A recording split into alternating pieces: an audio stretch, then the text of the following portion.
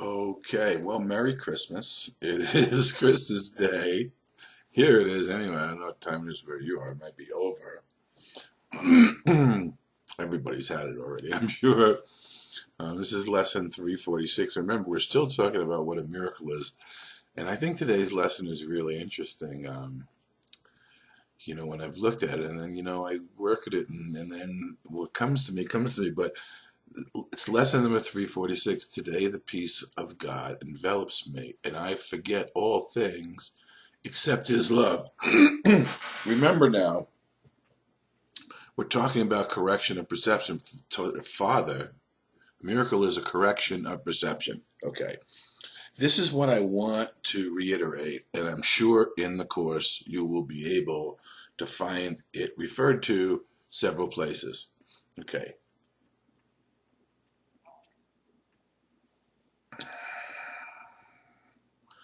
Unless there's an experience within you of a shift of seeing something previously in one way and then being freed from the limitation of how you see it,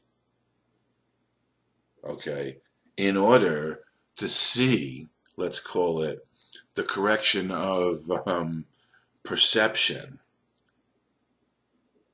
that comes with the miracle as an interpersonal action between two people, then you're just merely reconceptualizing, recontextualizing the illusion in order to make you think you've had an experience. And the ego is very good at that, rearranging the deck chairs under Titanic. Father, I wake today with miracles correcting my perception of all things, and so begins the day I share with you as I will share eternity, for time has stepped aside today. I do not seek the things of time, and so I will not look upon them. What I seek today transcends all laws of time and things perceived in time. I would forget all things except your love.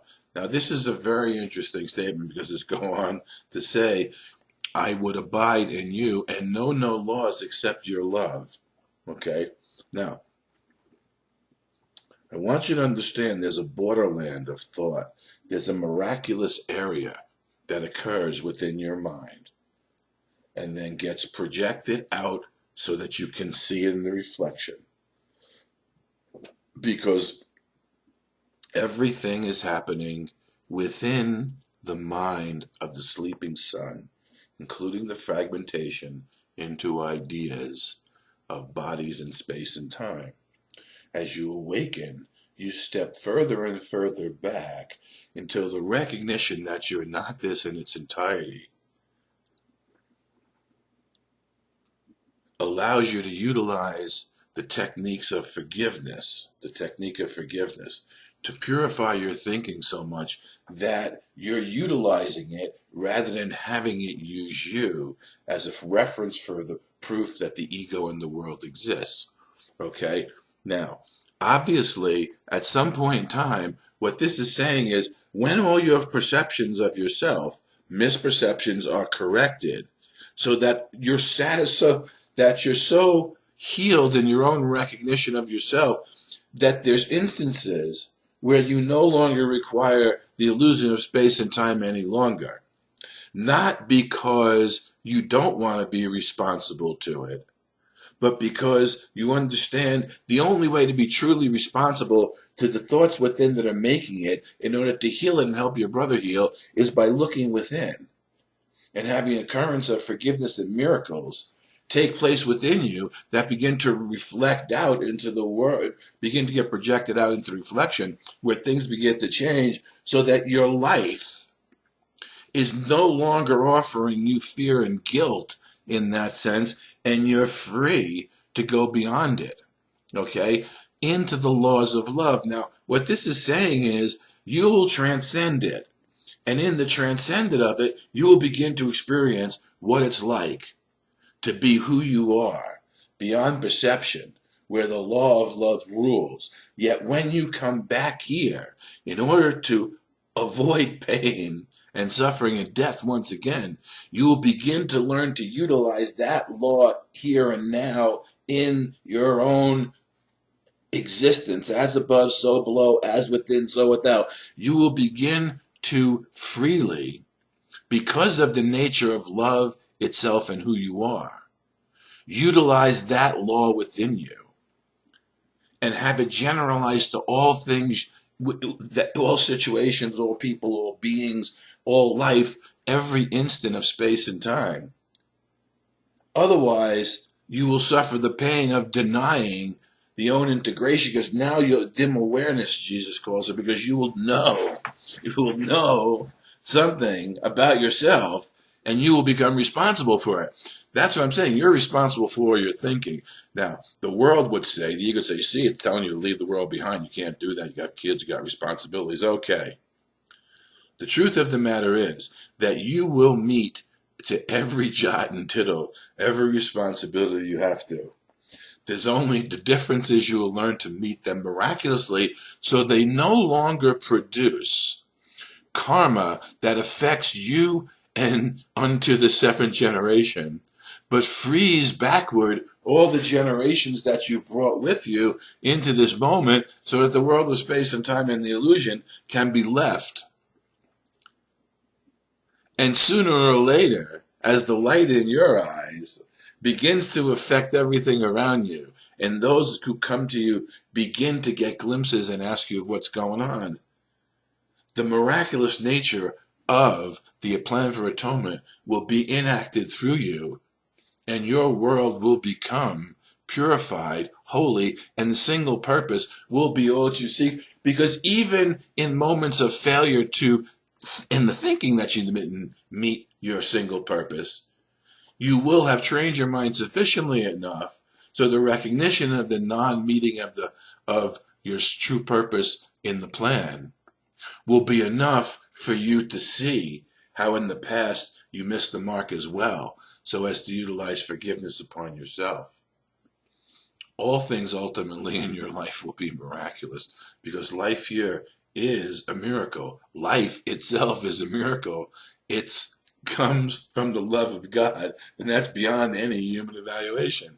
Yet, you can transcend the laws of time and things perceived in time to go beyond your own human evaluation into the recognition of the Christ that you are, because the Christ was born in you today, remember? This is Christmas Day. And I would find the peace which you created for your Son, forgetting all foolish toys I made, as I behold your glory and my own. Yes, okay, now, the ego is always going to use, the ego learns, the ego is always going to use these things to help you to continue in judgment, when Jesus and the practice of A Course in Miracles is utilizing these tools as a tool of evaluation, much like self-inquiry from Ramana Maharshi.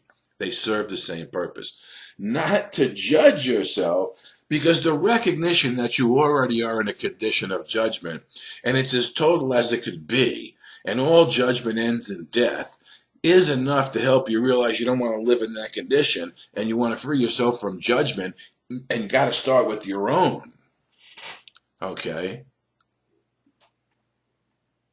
Forgetting all the foolish toys I made to behold your glory and my own. Yes, and when we begin to behold that glory, we begin to desire the integration of the glory that we experience as God's love by being God's love within ourselves, and have it demonstrated in whichever way serves the purpose of our Creator in order to fulfill His plan. That's where you begin to give up all your plans and recognize in the hesitancy that comes the temptation to break communication that was in the initial idea of separation, so that we can continue to heal our minds, so that we no longer want to enact that upon ourselves or upon our brother. We want to be separate from no one and nothing, because Wholeness is our condition, and in the condition of blessing our brothers with our wholeness and their own, ends all strife, all competition, and all the things, the foolish toys I made. Those are the foolish toys that Jesus is really talking about, because he doesn't even consider the world of space and time as being anything but an illusion. The foolish toys that I made are the ones that I enact in my mind to make the illusion seem to be what it is, because it's all an inside job. There's nothing out there. At one point in time, Jesus even says there's even religions that actually tell you, it's possible for you to render to Caesar what Caesar. He's saying there's no such thing as Caesar. There's no world.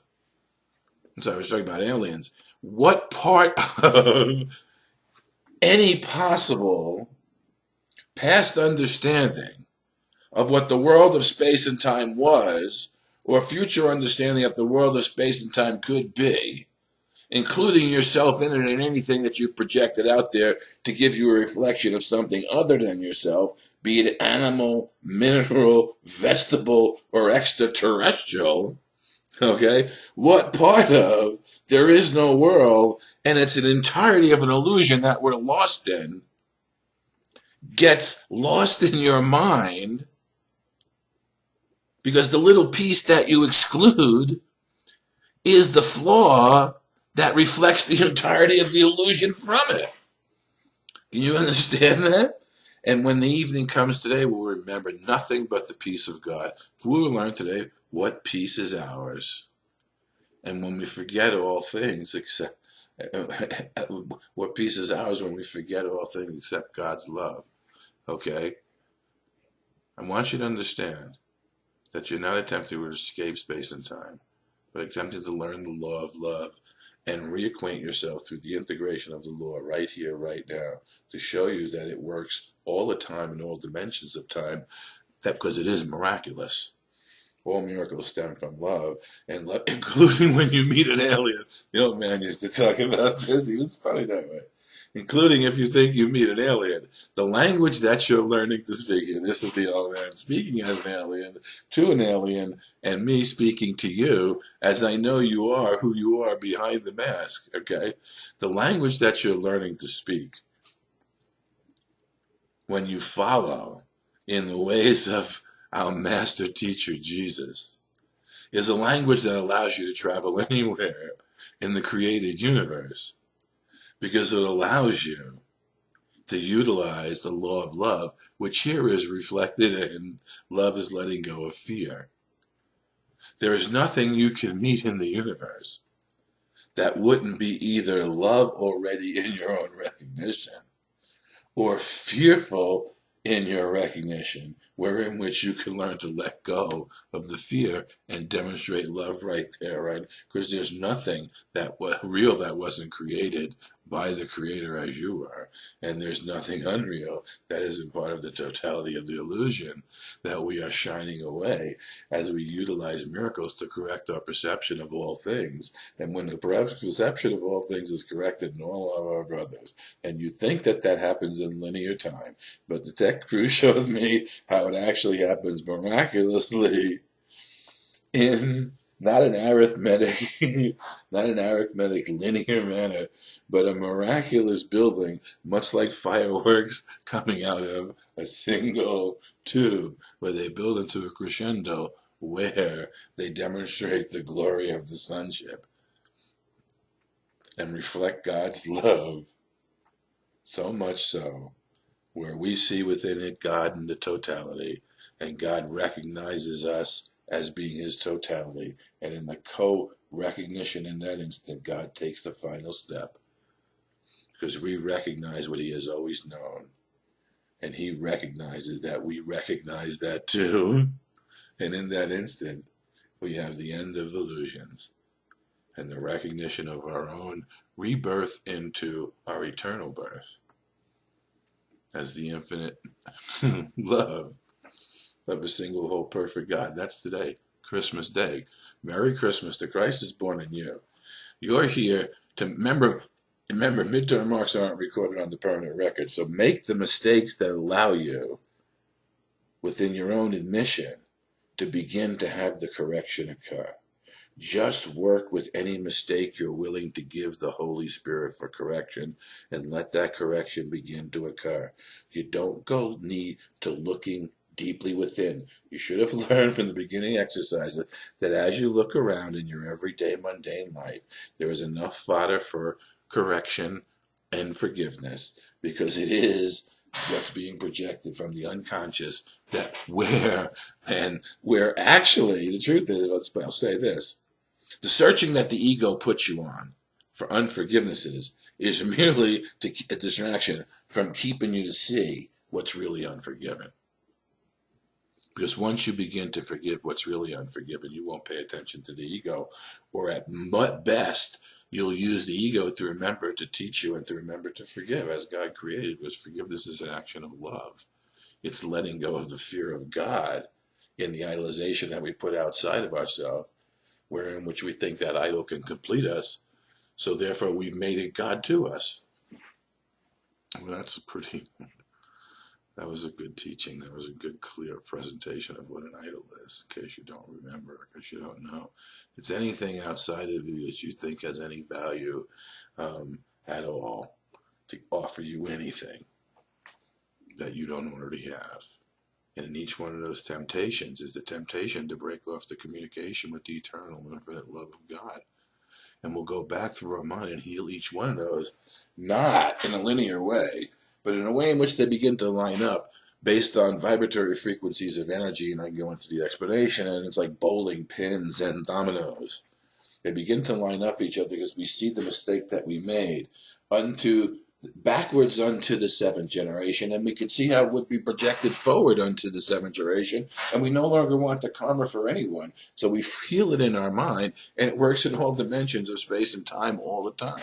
And that's the miracle that allows us to recognize that all of us are already one, and all of us are already home, until the time of miracles is no longer necessary, because the recognition that we never left precludes the necessity for a miracle, because space and time is never true.